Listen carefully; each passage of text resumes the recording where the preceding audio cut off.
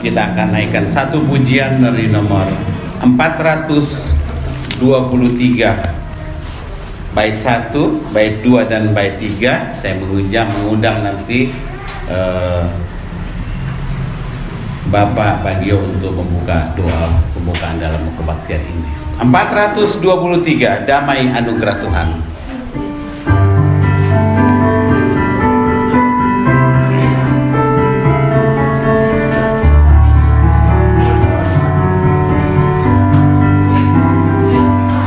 Di hatiku adalah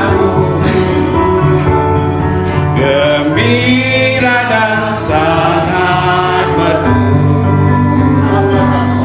berkali-kali ku seru, damai anugerah Tuhan, damai, damai.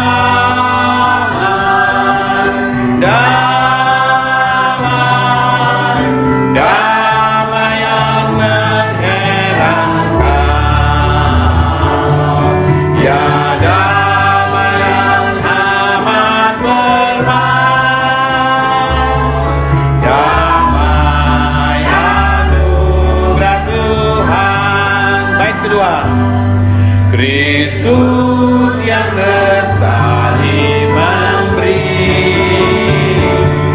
perdamaian dalam hati, landasan berkat ilahi, damai anugerah Tuhan.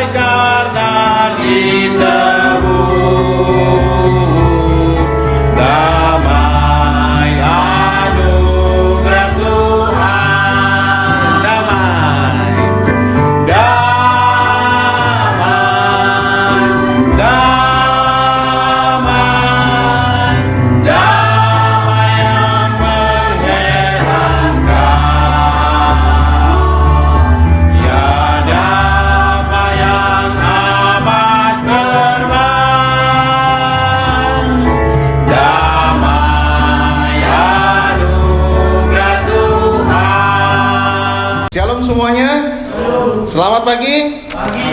Ya, ada semangat sukacita pagi hari ini ya. Kita bersyukur untuk kebaikan Tuhan yang tak pernah berkesudahan dalam kehidupan kita ya. Makanya Nabi Yeremia mengatakan tak berkesudahan kasih setia Tuhan, tak habis-habisnya rahmatnya, selalu baru tiap kapan? Tiap pagi. Besar kesetiaan Tuhan. Kita ada sebagaimana kita ada saat ini itu semua karena kesetiaan Tuhan. Amin. Kita boleh sehat, kita boleh menikmati segala sesuatu, kita masih diberikan kesehatan dan semuanya. Itu semua juga karena kesetiaan Tuhan menyertai kita. Bapak Ibu Saudara sekalian, saya bersyukur untuk kesempatan pada minggu ini, pagi ini boleh berada di tengah-tengah kita semuanya, di dalam kita bersama memuji dan menyembah Tuhan. Memang ya, saya mendapat tugas 1 bulan sekali ya, dan puji Tuhan hari ini saya melihat ada beberapa saudara-saudara kita yang ikut bersama dengan kita beribadah ya. Mungkin minggu lalu sudah pernah datang, tapi karena saya bulan ini minggu ini baru hadir, saya mau memperkenalkan diri saya. Nama saya Bapak Agus Setiawan, mungkin semua sudah ada yang tahu. Ya, saya dari Gereja Baptis Independen Indonesia Shalom Palmerah. Dan tadi ada istri saya bersama dengan saya yang pakai batik ya, namanya Lestaria Tarigan. Dan ada teman siswa dari sekolah Alkitab, tapi sudah selesai semester ini, tahun ini, namanya ada Christine Simonon. Kami dipercayai pelayanan baik di GBI Salom Palmerah maupun saya sendiri menanggung jawabi pelayanan yang ada di Jakarta Utara, tepatnya di daerah Pelumpang Semper ya. Dan puji Tuhan, pelayanan di sana bertumbuh baik ya. Ada pelayanan anak, ada pelayanan dewasa. Dan seperti biasa juga setiap minggu memang ya, hamba Tuhan itu pasti jadwalnya penuh dari pagi sampai malam. Jadi setelah nanti dari sini ya, saya jam 2:30 atau jam 3 kami siap-siap pelayanan ke Tanjung Priuk dan bisa sampai rumah jam 10 malam. Itu semua kasih karunia Tuhan. Amin. Kita diberi kesempatan melayani Tuhan, itu kasih karunia Tuhan. Ya, siapa kita? Menjadi mitranya Tuhan, itu luar biasa sekali ya. Kalau Bapak Ibu Saudara sekalian menjadi rekan sekerja misalnya pejabat tinggi, bahagianya bukan main. Nah, kita dipercayakan menjadi ya, rekan sekerjanya Tuhan, itu luar biasa.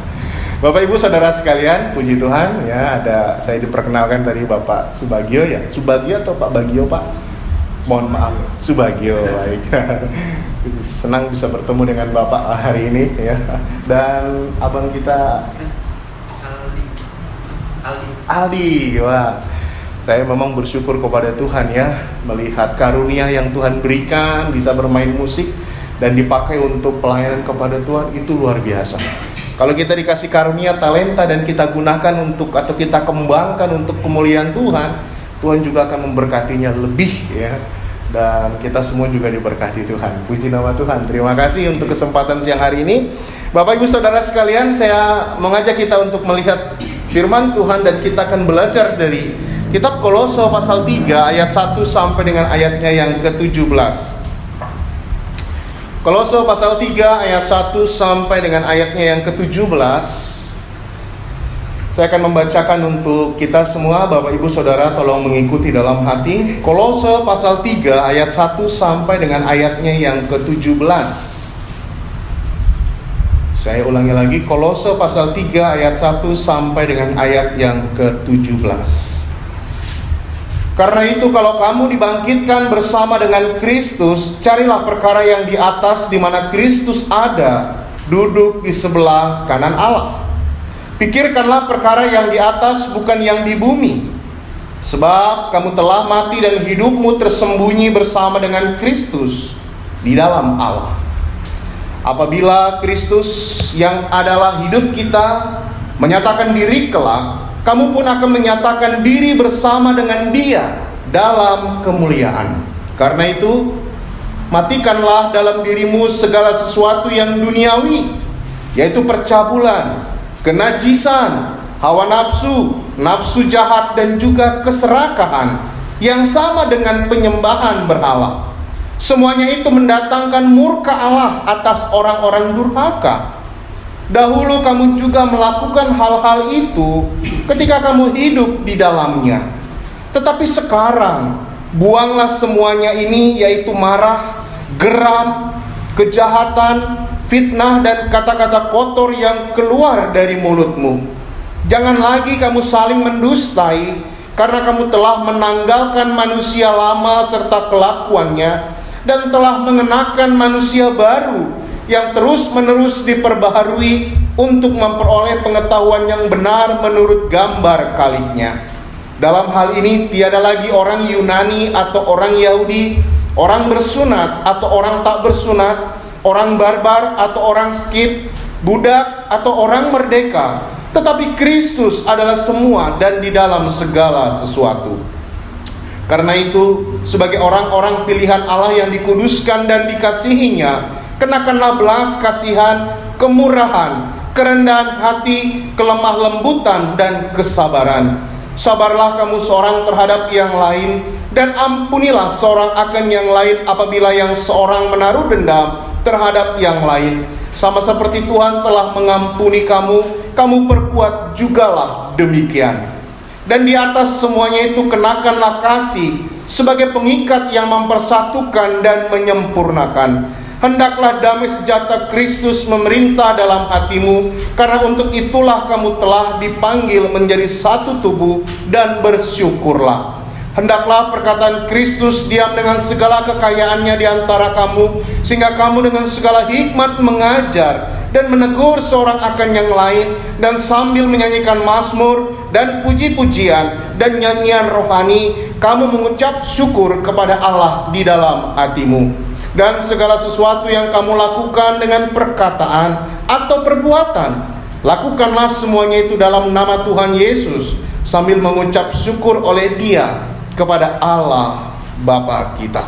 Bapak Ibu saudara-saudaraku yang terkasih di dalam Tuhan Yesus Kristus, saya mau mengajak kita melihat firman Tuhan yang barusan saja kita baca dari Kolose pasal 3 ayat 5 sampai dengan ayatnya yang ke-17, dengan tema adalah tanda-tanda orang Kristen yang dewasa di dalam Kristus. Kalau kita tadi melihat ada anak kita yang kecil ya, si Kalista tadi Pak ya. Iya, si Kalista dan si siapa? Cucu Pak Nyoto tadi Pak. Siapa namanya Pak? Kristi ya Pak ya? Iya, si Kristi dan juga si Kalista ya. Mereka masih anak-anak, betul ya? Dan umumnya kita semua yang hadir di tempat ini sudah dewasa. Tentu ada perbedaan antara anak-anak dengan orang dewasa. Kalau kita melihat bahwa secara fisik memang perbedaan dari anak-anak dengan orang dewasa adalah orang dewasa jauh lebih besar tubuhnya bandingkan dengan anak-anak ya. Ada misalnya cucu Pak Angel ya, masih kecil, masih anak-anak. Dan orang kalau dibandingkan anak-anak dengan dewasa secara perbandingan, secara fisik tentu berbeda ya. Fisik orang dewasa jauh lebih besar, jauh lebih kuat ya dibandingkan dengan anak-anak. Secara mental tentu orang dewasa ya secara mental lebih ya daripada anak-anak. Kalau anak-anak kan gampang ditakut-takuti dan lain sebagainya ya. Mentalnya kadang belum begitu stabil dan lain sebagainya. Secara sifat, nah ini kita melihat ya, anak-anak itu memang sifatnya egois ya, maunya menang sendiri. Saya punya 2 anak ya, perempuan. Yang satu usia 10 tahun, yang satu usia 4 tahun. Cukup jauh memang berbeda. Tapi kami selalu mengatakan kepada si kakak ya, yang gede ngalah sama yang kecil ya. Karena anak-anak itu maunya menang sendiri. Apa yang dipunyai kakaknya, dia juga mau. Nah, secara sifat seperti itu ya. Dan kalau memang orang yang dewasa secara pemikiran, tentu sifatnya juga berbeda dengan anak-anak. Jadi Bapak Ibu Saudaraku yang terkasih dalam Tuhan Yesus Kristus, memang hidup manusia itu mengalami pertumbuhan. Dari kita lahir, gak mungkin kita lahir secara dari perut mama kita langsung besar begini, gak mungkin. Ya, di sini ada ibu kita dokter ya, Didan ya, yang menolong persalinan. Pasti anak-anak itu ya usianya masih panjangnya itu masih ya, saya ingat sekali anak saya hampir 40 cm pada waktu itu lahir ya. Jadi nggak langsung tinggi besar. Jadi hidup manusia itu mengalami pertumbuhan dari lahir menjadi bayi sampai bertumbuh menjadi dewasa. Dan itulah memang pertumbuhan yang normal dan diharapkan. Saya melihat anak saya lahir bertumbuh sampai usia 10 tahun besar ya, saya senang. Normal pertumbuhannya.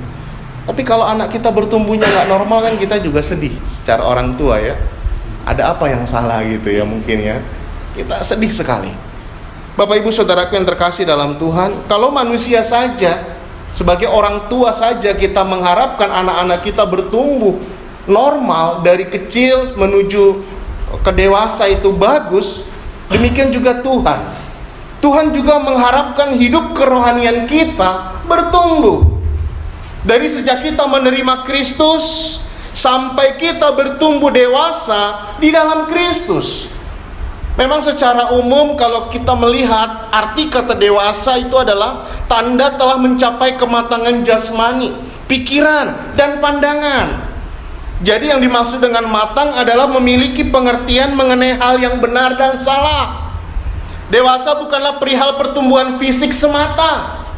Kedewasaan seseorang juga tidak ditentukan berdasarkan umur.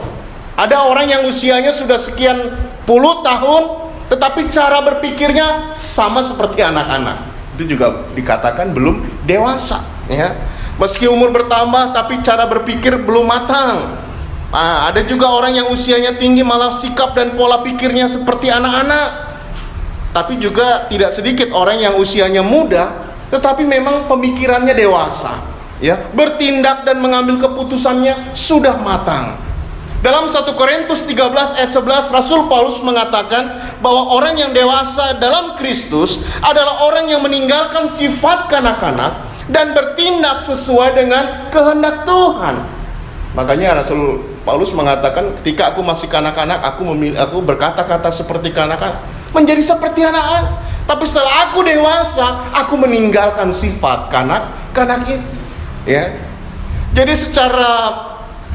Jadi pemikiran, pandangan, keinginan, bahkan kehidupannya itu sejalan dengan kehendak Tuhan. Itulah yang dikatakan dengan dewasa di dalam Kristus. Nah, pada pagi hari ini saya mau mengajak kita melihat dari firman Tuhan dalam Kolose tadi mengenai tanda-tanda. Sebetulnya apa sih tanda-tanda orang yang sudah dewasa di dalam Kristus? Nah, kita juga secara manusiawi ya, melihat orang yang dewasa secara pemikiran dan sebagainya pasti ada tanda-tandanya, betul ya. Dia tidak labil ya, dia matang sekali di dalam mengambil keputusan, bisa bertindak dengan ya pengertian yang benar. Ada tanda-tandanya. Nah, orang yang dewasa di dalam Kristus juga apa sih tanda-tandanya? Dan ini juga bisa menjadi ukur buat kita ya, apakah kita sudah dewasa di dalam Kristus? Mari kita kembali ke Kolose pasalnya yang ketiga tadi, ayat 1 sampai dengan ayatnya yang ke-17. Tanda-tanda orang Kristen yang dewasa di dalam Kristus yang pertama adalah selalu mengutamakan perkara rohani. Ayat 1 sampai dengan ayatnya yang keempat. Kembali kita melihat, dan saya akan membacakan. Karena itu kalau kamu dibangkitkan bersama dengan Kristus, carilah perkara yang di atas, di mana Kristus ada, duduk di sebelah kanan Allah. Pikirkanlah perkara yang di atas, bukan yang di bumi. Sebab kamu telah mati dan hidupmu tersembunyi bersama dengan Kristus di dalam Allah. Apabila Kristus yang adalah hidup kita menyatakan diri kelak, kamu pun akan menyatakan diri bersama-sama Dia dalam kemuliaan. Memang kalau kita melihat latar belakang dari penulisan surat Kolose ini adalah Rasul Paulus memiliki tujuan untuk menguatkan jemaat Kolose. Sudah saya katakan jemaat, jadi orang-orang percaya yang ada di Kolose. Jadi jemaat itu memang bertumbuh sangat baik, bagus pertumbuhan rohani mereka. Namun ada beberapa tantangan yang dihadapi. Salah satu tantangan kalau kita membaca dari Kolose pasalnya yang pertama sampai dengan Kolose pasal yang kedua ya. Di situ salah satu tantangannya adalah ajaran yang memang berkaitan dengan makanan, minuman, hari raya, seremonial, upacara bulan baru, dan juga ada tafsiran yang salah tentang hari Sabat. Jangan menyentuh ini, jangan makan itu. Ya. Makanya kalau kita membaca konteks dalam pasal 1, Kolose pasal yang kedua ayat 1 sampai dengan ayatnya yang ke-23, ada aturan-aturan, ajaran-ajaran yang memang ya mempengaruhi iman keyakinan jemaat di Kolose. Ada juga ajaran berkenaan dengan mistis, penyembahan kepada malaikat, penglihatan, pengetahuan rahasia, tradisi, hikmat manusia dan lain sebagainya. Ya, makanya dalam pasal 2 ayat 23, peraturan-peraturan ini walaupun nampaknya penuh hikmat dengan ibadah buatan sendiri, seperti merendahkan diri, menyiksa diri, dan tidak ada gunanya selain untuk memuaskan hidup duniawi. Makanya dalam pasal 3 ayat 1 langsung Paulus menegaskan, karena itu. Karena apa? Karena kamu dibangkitkan bersama dengan Kristus, gak usah lagi pikir apapun yang ada dalam dunia ini. Tanda orang yang sudah dewasa dalam Kristus adalah selalu memikirkan perkara yang rohani, selalu memikirkan apa yang berkenan kepada Tuhan. Tidak usah pusing dengan apa yang ada dalam dunia ini. Ya. Jadi Paulus menekankan pengajaran yang benar berhubungan dengan Kristus untuk meneguhkan dan menguatkan jemaat itu supaya berdiri teguh di dalam kebenaran dan bertumbuh dewasa di dalam Kristus. Pasal 1 ayat 3, mari kita melihat Kolose pasal 1 ayat 3. Apa dikatakan di situ? Kolose pasal 1 ayat 3. Kami selalu mengucap syukur kepada Allah Bapa Tuhan kita Yesus Kristus setiap kali kami berdoa untuk kamu.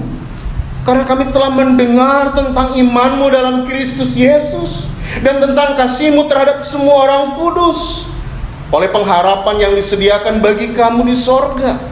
Tentang pengharapan itu lebih dahulu kamu dengar dalam firman kebenaran, yaitu Injil, yang sudah sampai kepada kamu. Bahkan seterusnya ya, seterusnya ayat 9. Sebab itu sejak waktu kami mendengarnya, kami tiada berhenti-henti berdoa untuk kamu.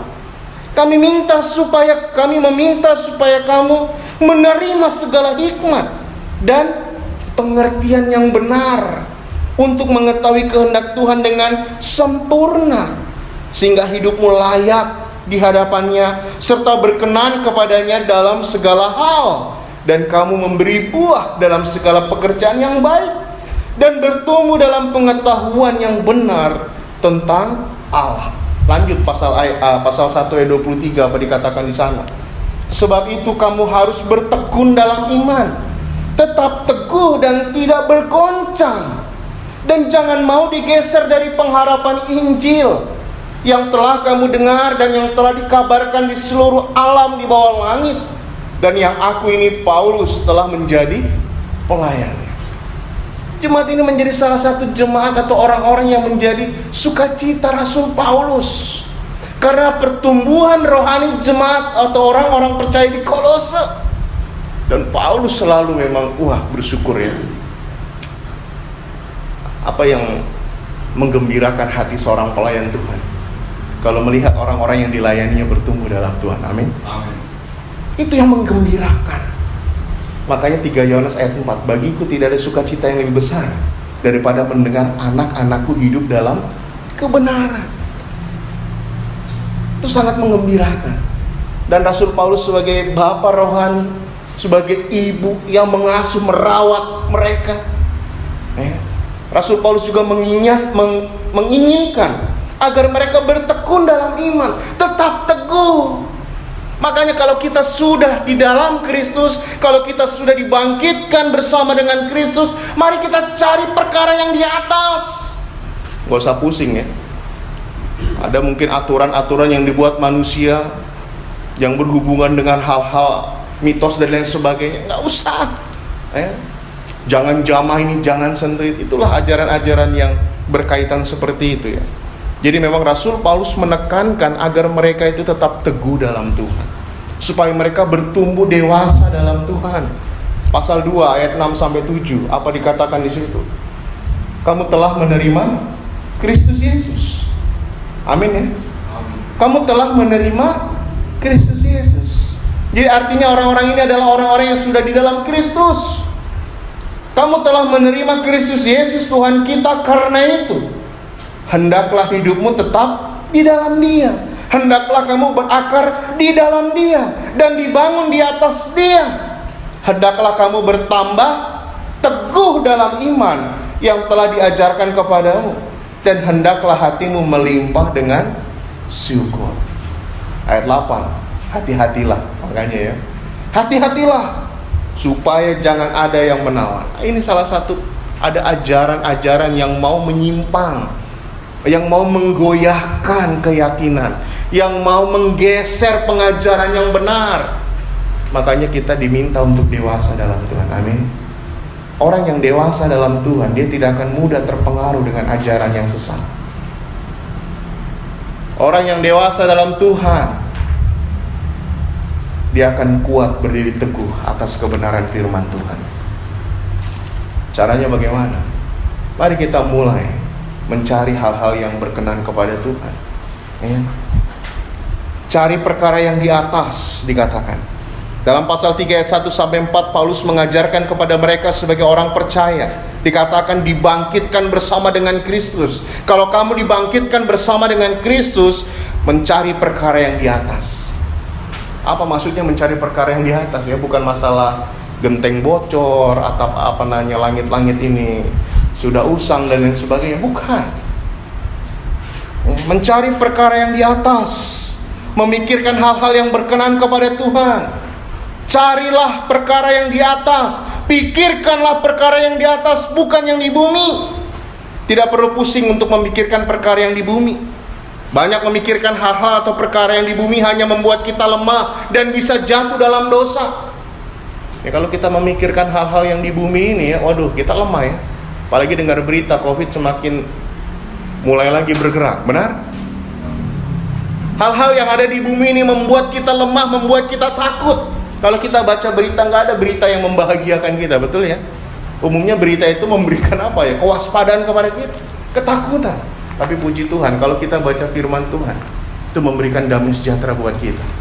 Makanya kita disuruh mencari perkara yang di atas, pikirkan perkara yang di atas, bukan yang di bumi.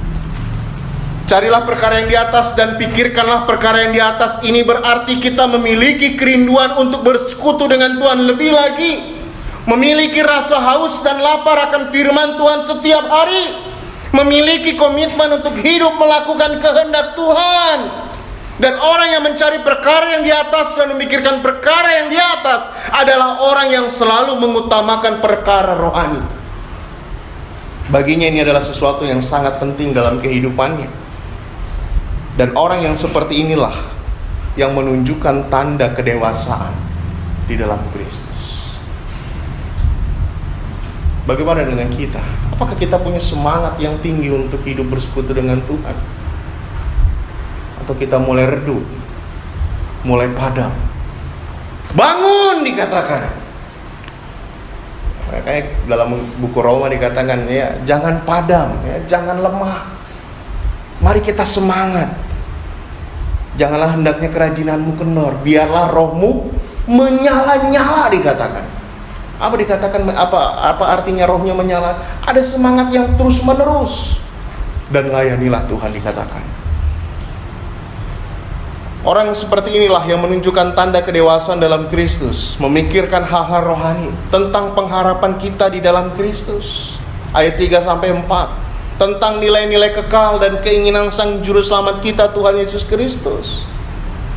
Dalam hidup kita sebagai orang percaya, menjadi pertanyaannya adalah, manakah yang lebih dominan kita cari dan pikirkan? Perkara duniawi atau perkara rohani? Tanda seorang Kristen yang dewasa di dalam Kristus bisa terlihat. Orang tersebut selalu mengutamakan perkara rohani. Itu tanda yang pertama. Tanda yang kedua yang kita melihat, tanda-tanda orang Kristen yang dewasa dalam Kristus selalu mengutamakan perkara rohani. Dan yang kedua, menunjukkan kehidupan yang benar di dalam Tuhan. Ayat 5 sampai dengan ayat yang ke-11 saya akan bacakan. Karena itu, matikanlah dalam dirimu segala sesuatu yang duniawi, yaitu percabulan, kenajisan, hawa nafsu, nafsu jahat, dan juga keserakahan, yang sama dengan penyembahan berhala. Semuanya itu mendatangkan murka Allah atas orang-orang durhaka. Dahulu kamu juga melakukan hal-hal itu ketika kamu hidup di dalamnya. Tetapi sekarang, buanglah semuanya ini, yaitu marah, geram, kejahatan, fitnah, dan kata-kata kotor yang keluar dari mulutmu.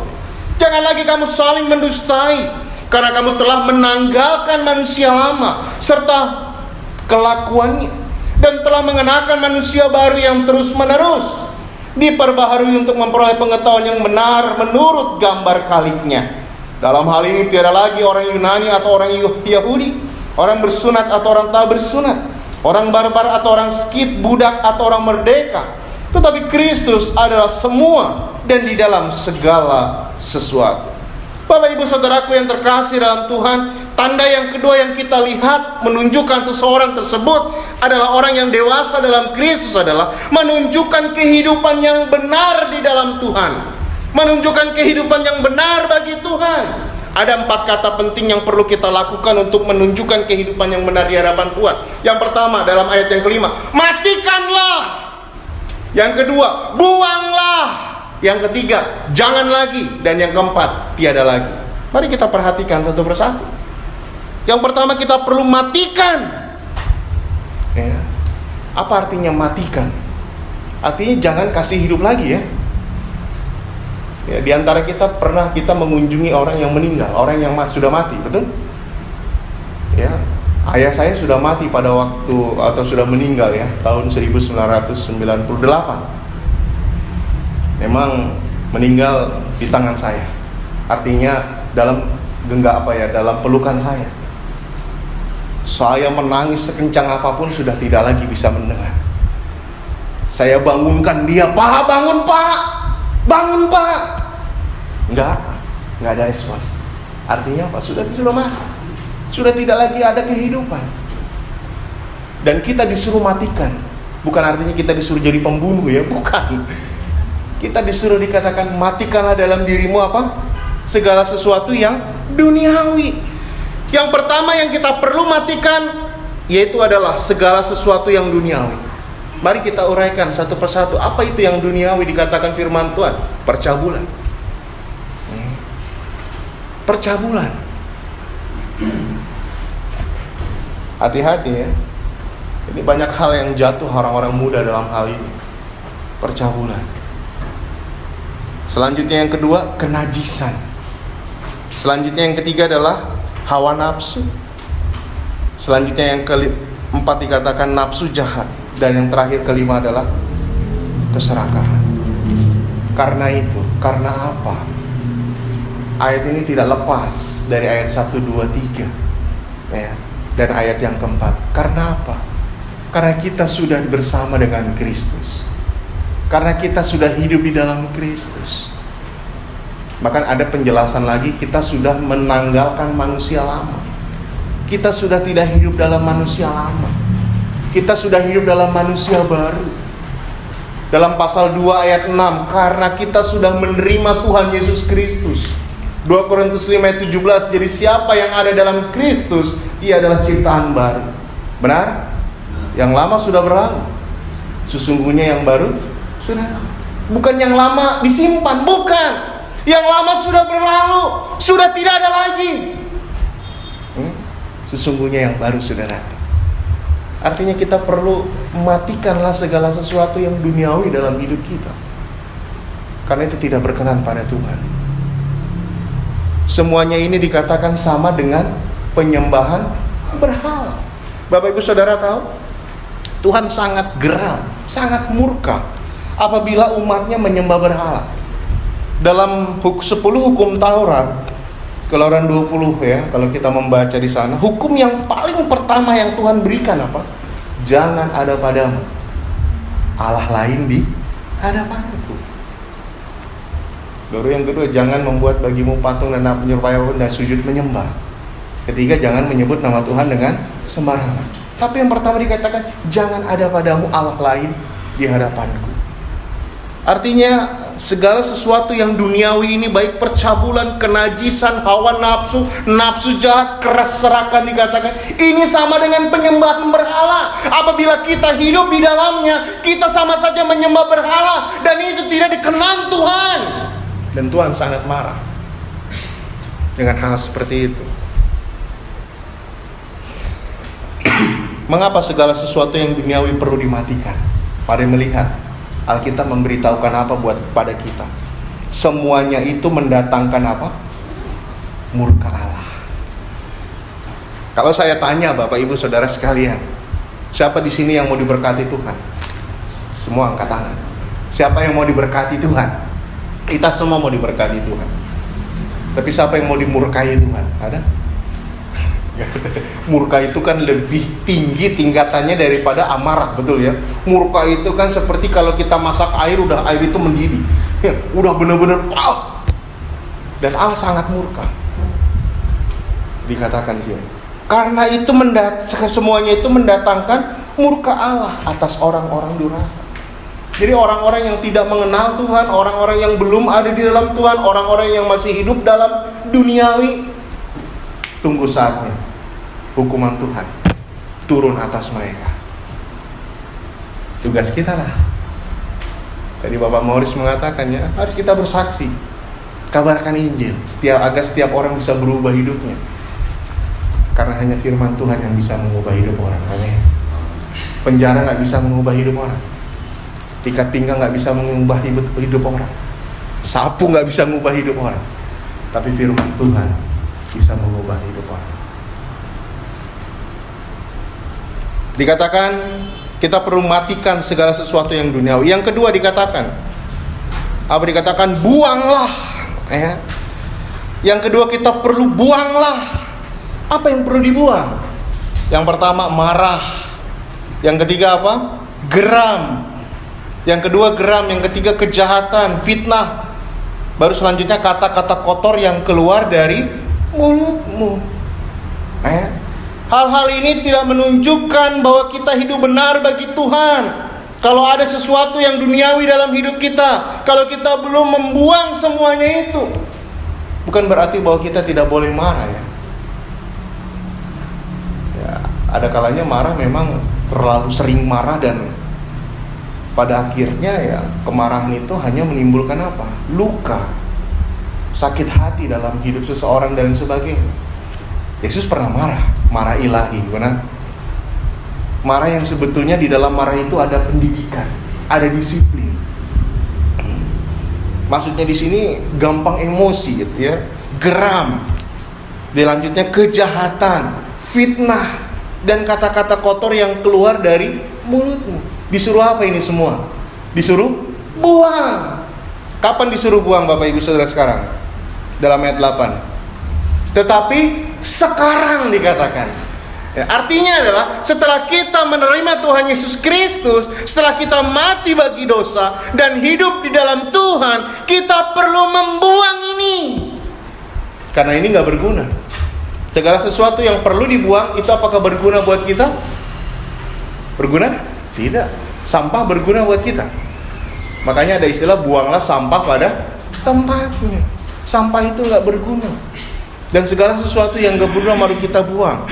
Jangan itu menjadi beban atau sesuatu yang menghalangi kita untuk bertumbuh dalam Tuhan. Iya. Segala sesuatu yang tidak berguna, tidak bermanfaat dalam kehidupan kita, ini hanya menimbulkan masalah dan berefek buruk dalam kehidupan kita. Kita perlu membuang ini karena ini dapat menghambat pertumbuhan rohani kita. Makanya dikatakan tetapi sekarang buanglah semuanya ini. Bukan dikatakan besok, tahun depan, tidak. Setelah kita menerima Tuhan Yesus Kristus, setelah kita hidup dalam Kristus, setelah kita menjadi ciptaan baru, buanglah segala sesuatu yang gak berguna. Ya. Selanjutnya yang perlu kita lakukan dikatakan jangan lagi. Ya, matikanlah, buanglah, jangan lagi. Kita dilarang untuk apa? Saling mendustai.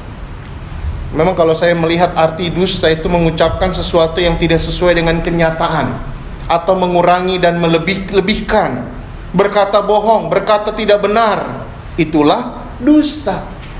Makanya firman Tuhan mengingatkan kita jangan lagi kamu saling mendustai. Ada lagu jangan ada dusta di antara kita. Lagu lama ya, jangan ada dusta di antara kita. Dan di antara kita saudara seiman, jangan kita saling berkata tidak benar. Jangan kita saling mendustai. Tapi pakailah ucapan mulut kita ini untuk membangun satu dengan yang lain. Ya. Jangan saling mendustai, jangan dikatakan berbohong satu dengan yang lain. Alasan kita dilarang untuk saling mendustai dalam ayat 9-10. Karena kamu telah menanggalkan manusia lama serta kelakuannya, dan telah mengenakan manusia baru yang terus menerus diperbaharui untuk memperoleh pengetahuan yang benar menurut gambar kaliknya. Ya. Dan yang terakhir di sini katakan yang keempat yang perlu kita lakukan untuk hidup benar bagi Tuhan, tiada lagi. Tiada lagi apa? Ayat 11 ya. Tiada lagi, dalam hal ini tiada lagi orang Yunani atau orang Yahudi, orang bersunat atau orang tak bersunat, orang barbar atau orang skit, budak atau orang merdeka, tetapi Kristus adalah semua di dalam segala sesuatu. Artinya di dalam Kristus kita semua sama. Tidak ada lagi perbedaan di antara kita. Oleh karena itu jangan kita saling membeda-bedakan status, jangan membeda-bedakan suku, jangan membeda-bedakan kedudukan dan lain sebagainya. Karena kita di dalam Kristus kita semua sama, berdiri sama tinggi, duduk sama rendah. Amin. Tiada lagi. Salah satu hal yang perlu kita tunjukkan untuk menunjukkan hidup benar bagi Tuhan, jangan lagi kita membeda-bedakan. Jangan lagi kita melihat hal-hal yang duniawi. Tapi kita memandang, oh kamu adalah saudara seiman saya, kamu adalah kakak rohani saya, adik rohani saya. Mari kita sama-sama bertumbuh dalam Tuhan. Amin. Walaupun kita berbeda suku bangsa. Saya dari Jawa, mungkin ada yang dari Batak ya, Medan ya. Istri saya orang Medan ya. Ya, memang secara budaya kami berbeda, tapi dalam Kristus kami satu. Amin. Dalam Kristus kami dipersatukan. Kalau melihat misalnya dari suku dan sebagainya, wah itu nggak masuk, misalnya begitu ya. Tapi kita tidak lagi hal seperti itu. Menunjukkan hidup yang benar, tiada lagi perbedaan di antara kita. Kita semua statusnya sama, anak raja, amin, anak Tuhan. Kita berdiri sama tinggi, duduk kita sama rendah. Kita semua saudara di dalam Tuhan. Bapak Ibu Saudaraku terkasih dalam Tuhan, keempat hal inilah, matikanlah, buanglah, jangan lagi, tiada lagi. Bila kita lakukan, itu menunjukkan kehidupan yang benar bagi Tuhan. Dan kalau hidup kita menunjukkan kehidupan yang benar sesuai firman Tuhan, itu menunjukkan bahwa kita memiliki tanda orang yang dewasa dalam Kristus. Jadi yang kedua, tanda bahwa kita atau orang Kristen yang dewasa dalam Kristus adalah menunjukkan kehidupan yang benar bagi Tuhan. Dan yang tiga, memiliki sifat-sifat seperti Kristus. Tanda-tanda orang Kristen yang dewasa dalam Kristus yang pertama tadi, mencari hal-hal rohani, ya, mengutamakan perkara surgawi, mengutamakan perkara-perkara yang berkenan pada Tuhan, menunjukkan kehidupan yang benar bagi Kristus, bagi Tuhan. Dan yang ketiga, memiliki sifat-sifat seperti Kristus. Ayat 12 sampai ayat 14. Karena itu sebagai orang-orang pilihan Allah yang dikuduskan dan dikasihinya, kenakanlah belas kasihan, kemurahan, kerendahan hati, kelemah lembutan, dan kesabaran. Sabarlah kamu seorang terhadap yang lain, dan ampunilah seorang akan yang lain apabila yang seorang menaruh dendam terhadap yang lain. Sama seperti Tuhan telah mengampuni kamu, kamu perbuat jugalah demikian. Dan di atas semuanya itu kenakanlah kasih sebagai pengikat yang mempersatukan dan menyempurnakan. Tanda-tanda orang Kristen yang dewasa dalam Kristus selanjutnya kita melihat adalah memiliki sifat-sifat seperti Kristus. Memang dalam ayat-ayat ini kita melihat ada nasihat dan ajakan sebagai orang percaya bahwa orang-orang pilihan Allah yang dikuduskan dan disucikan mengenakan beberapa sifat yang berhubungan dengan Kristus. Yang pertama, kita disuruh kenakanlah belas kasihan. Yang kedua, disuruh mengenakan kemurahan. Yang ketiga, disuruh mengenakan kerendahan hati, kelemah lembutan, kesabaran, dan mengampuni. Semua sifat ini kalau kita perhatikan ada dalam pribadi Kristus. Dan kita disuruh mengikuti teladan Kristus. Karena kita pengikut Kristus, benar ya? Kalau saudara, saya pernah bertanya ya, mengikut Kristus. Oh, pengikut Kristus saudara, apa yang diikuti dari Kristus? Seharusnya kalau kita mengatakan kita pengikut Kristus, apa yang kita ikuti dari Kristus? Kehidupannya kah? Sifat-sifatnya kah? Segala sesuatu ya, kita harus ikuti. Karena Yesus telah dan sempurna dalam hidup kita. Kalau kita melihat kehidupannya, bacalah kitab Injil. Bagaimana dia benar-benar memiliki pengorbanan yang luar biasa. Sifat-sifatnya, bacalah kitab Injil. Kalau kita mau tahu bagaimana kehidupan Kristus, apa sih yang kita lihat ya? Ya, dalam Yohanes 3:16 memang kasih Bapa. Karena begitu besar kasih Allah akan dunia ini sehingga Ia telah mengaruniakan anaknya yang tunggal, supaya setiap orang yang percaya kepadanya tidak binasa melainkan beroleh hidup yang kekal. Itu kasih Bapa. Penulis yang sama dalam 1 Yohanes 3 ayat 16. Tadi Yohanes 3 ayat 16, ini 1 Yohanes 3 ayat 16. Mari kita buka. Surat 1 Yohanes pasal 3 ayat 16. Surat 1 Yohanes pasal 3 ayat 16. Mari kita baca bersama-sama setelah hitungan ketiga. Surat 1 Yohanes 3 ayat 16. 1, 2, 3. Demikianlah kita ketahui kasih Kristus, yaitu bahwa Ia telah menyerahkan nyawanya untuk kita. Jadi kita pun wajib menyerahkan nyawa kita untuk saudara-saudara kita. Kita melihat kasih siapa di sini? Kasih Kristus, benar? Demikianlah kita ketahui kasih siapa? kasih Kristus. Injil Yohanes 3 ayat 16, kasih Allah Bapa. Surat 1 Yohanes 3 ayat 16, kasih Kristus. Kasih Bapa mengaruniakan anaknya yang tunggal. Surat 1 Yohanes 3 ayat 16, kasih Kristus berkorban nyawanya buat kita. Bapak Ibu Saudaraku yang terkasih dalam Tuhan, semua sifat-sifat itu bisa terjadi atau nampak dalam hidup kita, yaitu belas kasihan, kemurahan, kerendahan hati, kelemah lembutan, kesabaran, saling mengampuni. Semua sifat itu bisa terjadi atau nampak dalam hidup kita kalau ada kasih dalam hidup kita. Makanya dikatakan dalam Kolose pasalnya yang ke-3 ayat 14, di atas semuanya itu kenakanlah kasih. Kita bisa mengampuni seseorang karena kita mengasihi orang tersebut. Kita bisa menunjukkan belas kasihan karena kita mengasihi orang tersebut. Kita mampu dengan sukacita memberikan uang kita, menolong orang tersebut, orang yang membutuhkan karena kita mengasihi orang tersebut. Amin. Kenakanlah kasih dalam hidup kita. Yesus mengasihi, dia rela berkorban. Kalau Bapak Ibu Saudara mengatakan saya mengasihi Yesus, relakah saudara berkorban buat Tuhan? Tuhan mengasihi kita, dia tunjukkan pengorbanan. Kalau kita mengasihi Tuhan, pengorbanan apa yang kita berikan buat Tuhan? 2 jam di gereja aja kita sudah mengeluh. Amin. Aduh, lama amat Bapak ini khotbah ya. Ini masih baris besar ketiga, ada 5 garis besar. Kalau kita benar mengasihi Tuhan, apa yang bisa kita lakukan? Berkorban buat Tuhan. Di dalam Injil Yohanes pasal berapa ya? 14:15 atau 15:14 ya. Jikalau kamu mengasihi aku, kata Tuhan Yesus, kamu akan menuruti segala perintahku, dikata. Bila kita memiliki kasih dalam hidup kita, maka kita dimampukan menunjukkan sifat-sifat ini dalam hidup kita. Tanda-tanda orang Kristen yang dewasa dalam Kristus, dari hidupnya nampak sifat Kristus itu dalam kehidupannya. Amin. Apakah kita ada belas kasihan? Apakah kita ada kemurahan? Ada kerendahan hati? Ada pengampunan dalam hidup kita. Dan ini memang hal yang sangat sulit ya. Pernah ada keluarga yang memang sharing dengan saya ya.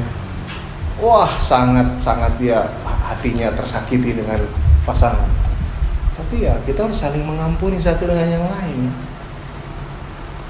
Apa kata-kata Yesus ketika dia disalibkan terakhir? Bapa, ampunilah mereka, karena mereka tidak tahu apa yang mereka perbuat. Stefanus juga seorang diaken dalam jemaat mula-mula, pengikut Kristus yang setia. Ketika dia dirajam, dilempari batu, dia katakan apa di akhir hidupnya? Tuhan, ampunilah mereka ya, jangan tanggungkan dosa ini kepada mereka. Kalau kita benar pengikut Kristus dan kita benar-benar sudah di dalam Tuhan, dari hidup kita nampak sifat seperti Kristus. Kita berusaha untuk hidup seperti Yesus. Itulah tanda orang Kristen yang dewasa dalam Tuhan. Yang keempat,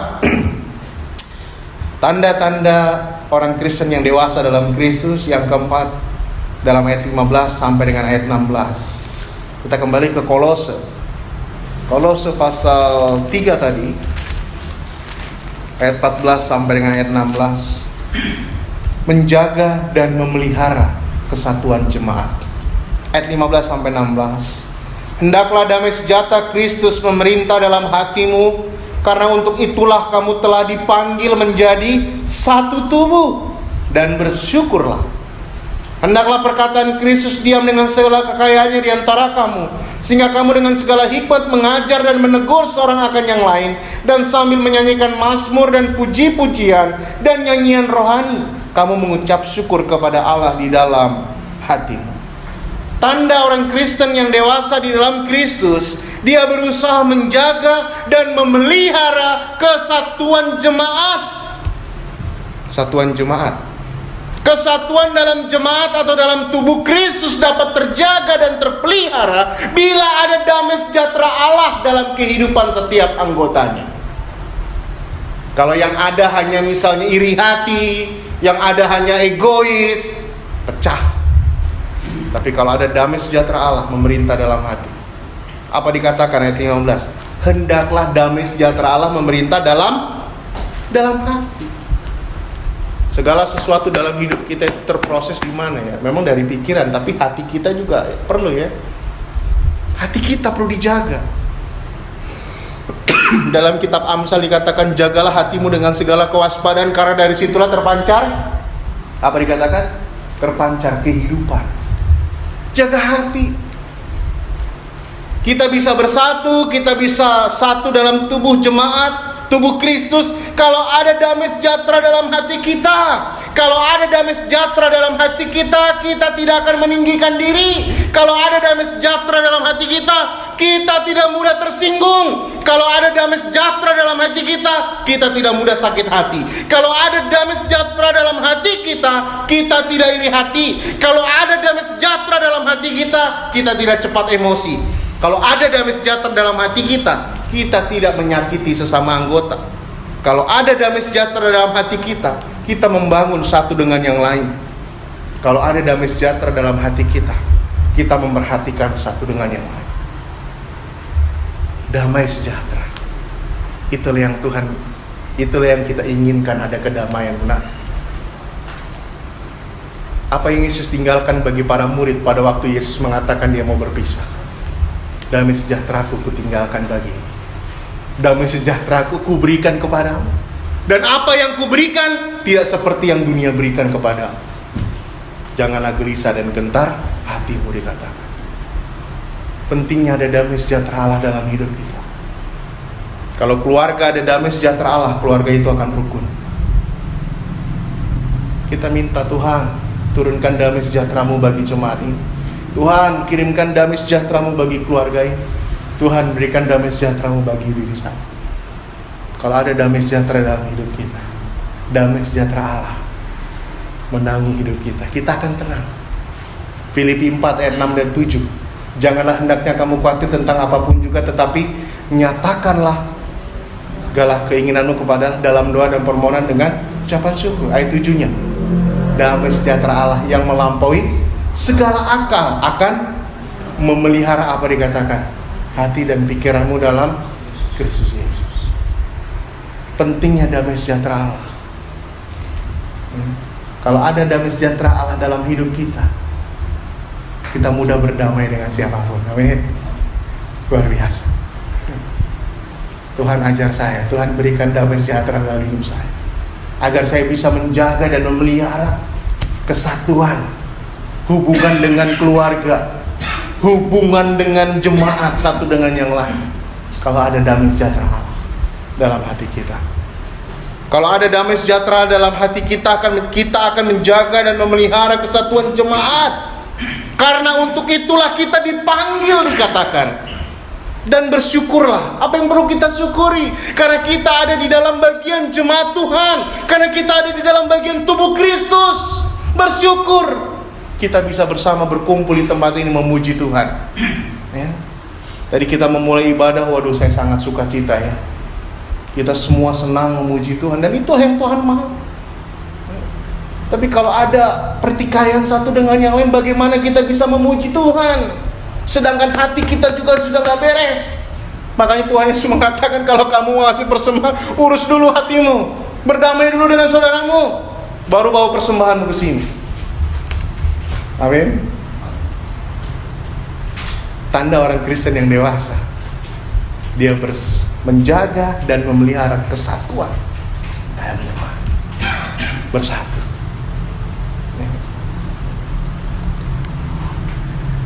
Saya punya teman dulu pelatih sepak bola ya. Saya bertanya, apa yang paling sulit dalam melatih sepak bola? Kesatuan mereka. Itu yang penting. Benar? Memelihara atau membuat kesatuan itu sangat sulit. 11 pemain, lebih dari 11 pemain, kira-kira ada 15 atau 20, punya karakter pikiran yang berbeda-beda. Kalau nggak punya kesatuan, aduh repot, kalah. Harus satu hati, satu pikiran, satu visi. Mau dibawa kemana jemaat ini? Kita punya satu tujuan, satu visi. Apa visi misinya? Bapak Ibu Saudaraku yang terkasih dalam Tuhan, tanda-tanda orang Kristen yang dewasa dalam Kristus yang tepat ini menjaga dan memelihara kesatuan dalam jemaat. Selanjutnya, kesatuan dalam jemaat tubuh Kristus dapat terjaga kalau ada apa? Terpelihara bila ada perkataan Kristus diam dengan segala kekayaannya di antara kamu, dikatakan. Mari kita melihat apa yang dikatakan dalam ayat 16. Kolose 3 ayat 16. Hendaklah perkataan Kristus diam dengan segala kekayaannya di antara siapa? Perhatikan kata kamu, ini jamak. Artinya bukan hanya di antara satu orang pendeta, tetapi di antara setiap anggota, setiap orang percaya. Ada apa dikatakan? Perkataan Kristus diam. Perkataan Kristus itu apa sih Bapak Ibu Saudara sekalian? Perkataan Kristus itu adalah firman Tuhan. Jadi Yesus bisa berkata-kata kepada kita melalui apa? Melalui firman Tuhan. Allah berbicara kepada kita melalui firman-Nya. Kita berbicara kepada melalui apa? Melalui doa. Dan dikatakan di sini, kita bisa menjaga dan memelihara kesatuan jemaat kalau memang firman Tuhan itu ada dalam hidup kita. Bukan hanya satu ayat, bukan hanya dua ayat. Tapi perhatikan kata ini, hendaklah perkataan Kristus diam dengan apa? Segala kekayaannya. Artinya ada banyak firman Tuhan yang menguasai kehidupan kita. Bila kita meninggikan firman Tuhan, bila kita mengutamakan firman Tuhan, dan firman Tuhan yang mengatur kehidupan kita, maka sesama kita bisa saling membangun. Caranya bagaimana? Melalui pengajaran. Dengan segala hikmat mengajar dan menegur seorang akan yang lain. Jadi kalau ada firman Tuhan dalam hidup kita, kita bertumbuh. Kalau ada seseorang yang membutuhkan pengajaran, kita bisa menolong. Kalau ada orang yang menyimpang, kita bisa menegur. Betul? Hendaklah perkataan Kristus diam dengan segala kekayaannya di antara kamu, sehingga kamu dengan segala apa? Segala hikmat. Kita perlu pakai hikmat memang ya. Gak bisa kita misalnya menegur atau kita marahin orang seenaknya kita. Gak bisa, pakai hikmat. Caranya bagaimana? Bicara 4 mata dulu. Kalau gak bisa ya panggil orang lain 6 mata. Baru selanjutnya banyak mata. Artinya rame-rame. Ada prosedurnya ya. Ada prosedurnya. Dengan segala hikmat mengajar dan menegur seorang akan yang lain. Membangun melalui pengajaran, melalui persekutuan. Ada dikatakan menyanyikan mazmur dan puji-pujian dan nyanyian rohani. Kita semua tadi bersyukur ya, memuji, menyembah Tuhan ya. Ada saudara Aldi yang memang puji Tuhan ya, dikaruniai Tuhan luar biasa, mengiringi kita dalam memuji Tuhan ya. Melalui persekutuan kita saling membangun, betul ya. Wah, ada yang memuji Tuhan, semangat. Makanya tadi Bapak Morris mengatakan, siapa lagi nih yang memuji Tuhan ya? Karena kita memang bersekutu dalam menyembah Tuhan. Selanjutnya mengucap syukur kepada Allah. Orang Kristen yang bagaimanakah kita dalam jemaat Tuhan? Masih kanak-kanak atau sudah dewasa dalam Tuhan? Tanda orang Kristen yang dewasa dalam Tuhan, dia menjaga dan memelihara kesatuan jemaat ya. Atau tubuh Kristus. Yang terakhir, tanda orang Kristen yang dewasa dalam Tuhan, dia melakukan segala sesuatu untuk kemuliaan Tuhan. Ayat 17, mari kita lihat. Dan segala sesuatu yang kamu lakukan dengan perkataan atau perbuatan, lakukanlah semuanya itu dalam nama siapa? Nama pendeta? Nama penanggung jawab pelayanan? Bukan. Segala sesuatu yang kamu lakukan dengan perkataan atau perbuatan, lakukanlah semuanya itu dalam nama siapa? Tuhan Yesus. Sambil apa? Mengucap syukur oleh Dia kepada Allah Bapa kita. Orang Kristen yang dewasa, apapun yang dikatakan, apapun yang diperbuatnya untuk kemuliaan Tuhan. Pekerjaan yang dilakukannya untuk kemuliaan Tuhan. Dia tidak mencari muka atau pujian dari orang lain. Dia hanya mau berkenan kepada Tuhan saja. Karena dia punya keyakinan bahwa dari Tuhanlah saya akan mendapat upah. Mari melihat pasal 3 ayat 22 sampai 25. Dari Kolose pasal 3 ayat 22 sampai 25. Dikatakan di situ, hai hamba-hamba, taatilah Tuhanmu yang di dunia ini dalam segala hal. Jangan hanya di hadapan mereka saja untuk menyenangkan mereka, melainkan dengan tulus hati karena takut akan Tuhan. Apapun juga yang kamu perbuat, perbuatlah dengan segenap hatimu. Seperti untuk siapa? Seperti untuk Tuhan, bukan untuk manusia. Kamu tahu. Nah, ini yang perlu kita tahu ini Bapak Ibu. Kadang kita nggak tahu.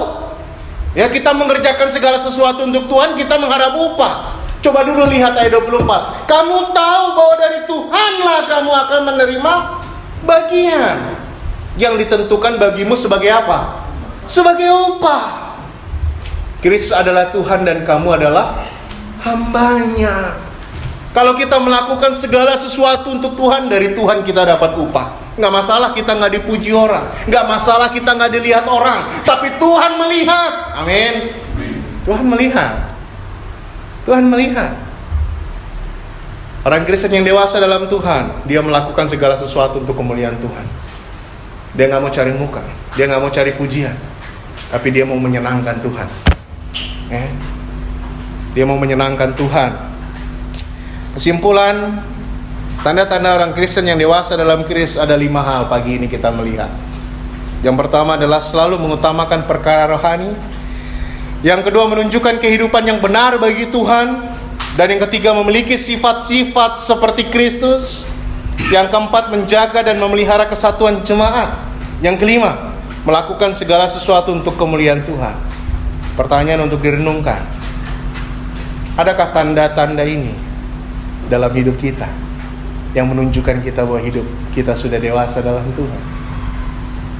Kalau belum, saya mau ngajak kita, mari kita bertumbuh dewasa dalam Tuhan. Sebelum kita bertumbuh dewasa, yang pertama, kita harus lahir dulu dalam keluarga Allah. Amin. Cara lahir dalam keluarga Allah itu bagaimana? Kalau kita mau membuka hati kita, menerima Tuhan Yesus sebagai juru selamat, barulah kita masuk dalam keluarga Allah. Dan setelah kita ada dalam keluarga Allah, Allah mau supaya kita bertumbuh dewasa dalam Tuhan. Adakah di antara kita yang belum menerima Tuhan Yesus sebagai juru selamatnya? Inilah kesempatan. Kalau saudara mau hidup menyenangkan Tuhan, yang pertama, buka hatimu, terima Tuhan Yesus sebagai juru selamat. Karena dia adalah juru selamat kita.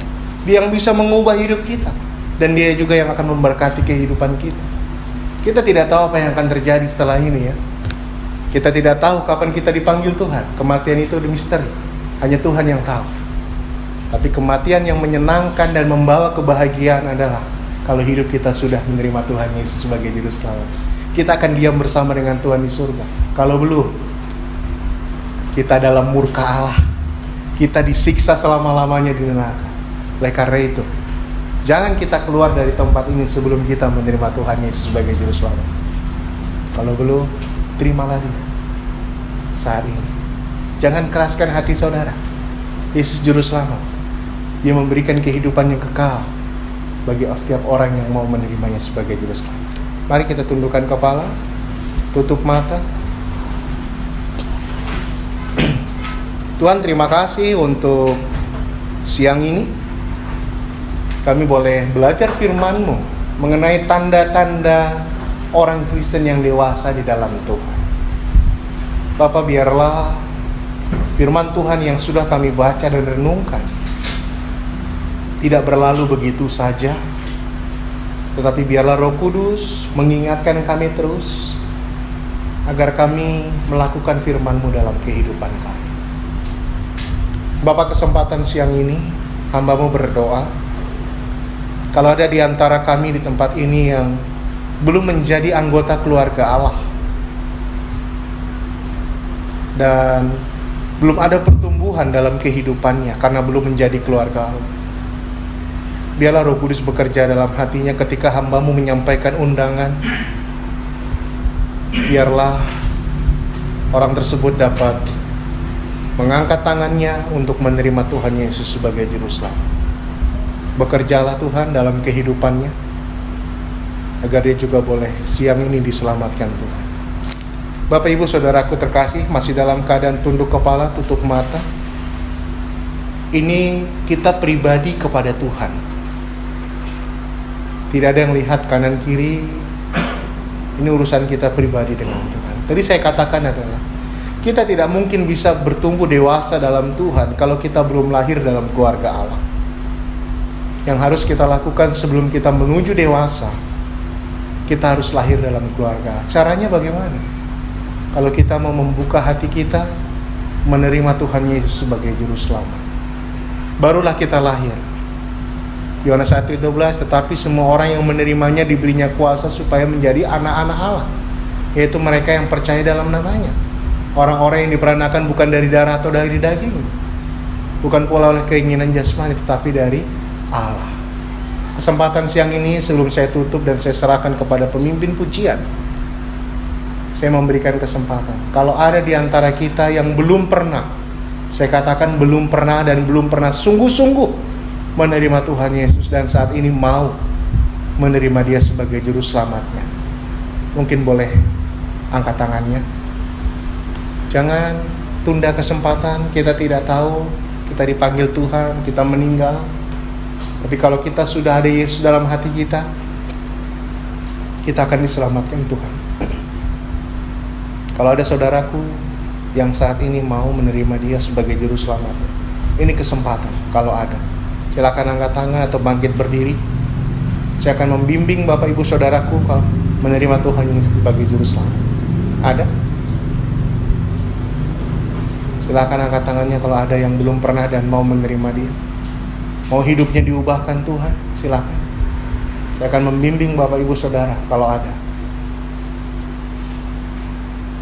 Baik. Kalau ada di antara kita yang memang sudah lama menjadi pengikut Tuhan namun belum menunjukkan tanda-tanda kedewasaan, Bapak Ibu, Tuhan mau kita dewasa. Oleh karena itu, jangan berhenti.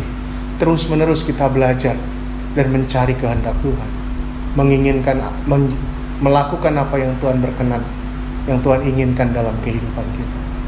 Bapa di surga, terima kasih untuk firman-Mu siang ini memberikan pengajaran, peringatan, teguran, nasihat yang baik dalam hidup kami. Ajar kami dalam pertolongan Roh Kudus melakukannya dalam kehidupan kami. Ampuni kami akan dosa kami dalam nama Tuhan Yesus. Kami berdoa dan mengucap syukur. Amin. 228. Sebelum kita akan sebentar membaca firman Tuhan, 228, marilah kabarkan Injil.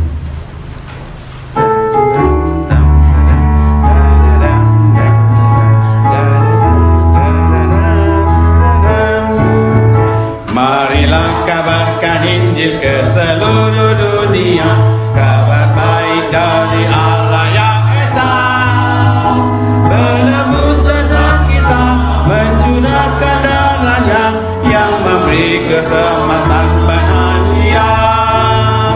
Kabarkan Injilnya di seluruh dunia, jangan takut dan jangan gentar.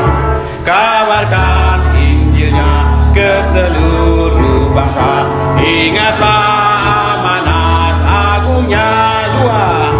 Marilah kabarkan Injil ke seluruh dunia, baik gunung, bukit dan lembah. Berita Tuhan yang lalang, terus nyatakan Injilnya, harapan penuh kawan dan dosa. Kabarkan Injilnya ke seluruh dunia, jangan takut dan jangan gentar. Kabarkan Injilnya ke seluruh bangsa, ingatlah amanat agungnya. Bait ketiga, marilah kabarkan Injil ke seluruh dunia, ingat dosa terus melanda manusia.